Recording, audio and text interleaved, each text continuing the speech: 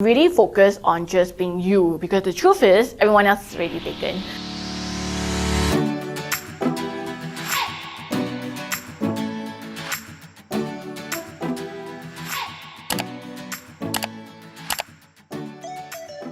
As we were having conversation with Dawn, right, it dawned upon me, pun intended, it dawned upon me that her followers follow her because of the merits of her content. It's not because of all the social media tactics that she tried to do, but it's just that she has very good content. Could you give us some tips on maybe writing structure? Like when you write a post. An argument that I always teach my students, it's called PEEEL. So the point is basically your thesis statement. What's the point that you're trying to make? What's the argument that you're trying to push across?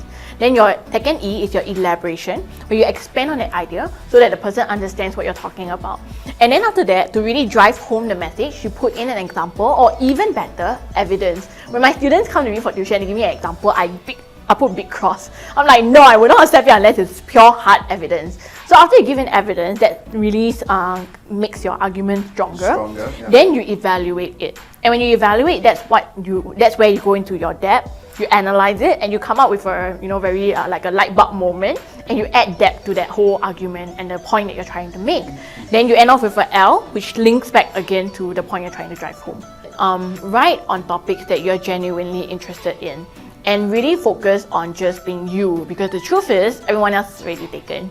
When you try too hard to be like someone else online, people can tell, right? Especially when you write online where there's so many audiences. Yeah. Surely one person would know if you're plagiarized or if you're trying to be someone else, or a wannabe of someone else. So you don't need any of that, right? And it's harder work. It's easier to just be yourself. And I think, the biggest advice I would give is many people are afraid. I get that. I'm afraid too, right? I have my own insecurities, but you would never get to a stage where you think you're perfect. If you do, you're not human, right? Wow. So just embrace your insecurities and see criticisms as feedback. Don't write to be validated, because if you do that, it's very obvious to people and you might not just get that. Instead, what was the intent of writing then? Passion.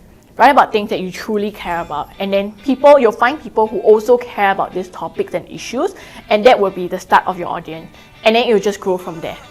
Wow, that was fantastic. That was awesome. I would love to take notes as well. Would you say that social media has also helped you to gain more awareness?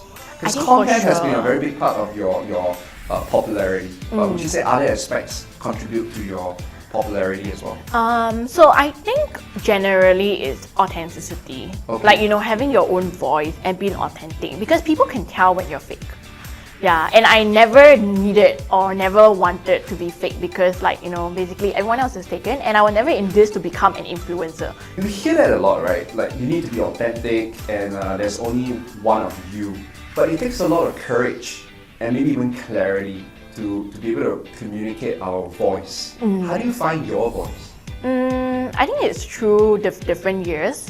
Over the years, I've always been this brash person who would just speak my mind. Yes. But of course, after first understanding the facts and the situation, right? And that voice changes as we grow as well. I think being a parent has changed my voice somewhat, because I learned to be a bit more sensitive. I used to be really brash and really out there, right? Very strong-minded. But now I'm like, okay, is this really necessary? Is there a better or nicer or kinder way that I can put it through? So give us an advice. So the people watching this are in the service industry, right? And they are all wanting to build an influence on social media, online.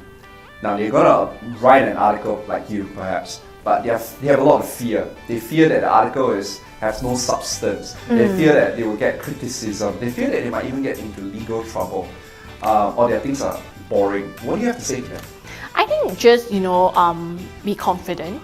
The thing is, you are definitely going to get some form of criticism, especially if your articles go viral. The more people read it, everyone has a different opinion, and that's fine. We learn not just from sharing, but also what people comment on our post, right? So let's say if someone, one of your followers wanted to create content, but they're worried, they're scared that their English is not good enough, their content not credible enough, then boring. Exactly. Yeah. So you then work on that feedback. You can first put out your first post, and if someone tells you, oh, that's such a boring article, then you take that feedback and you decide, okay, what can I do to make this more interesting, right? More interesting that people would read it more and even want to share it. And then if someone says that is such a superficial post, then you look into what can I do to add depth to that post. Nice. At most, what you could do is, don't publish it publicly. Write it and then share with a smaller group first, of people who will be honest with you and give you real feedback, and then improve along. This is a damn good tip.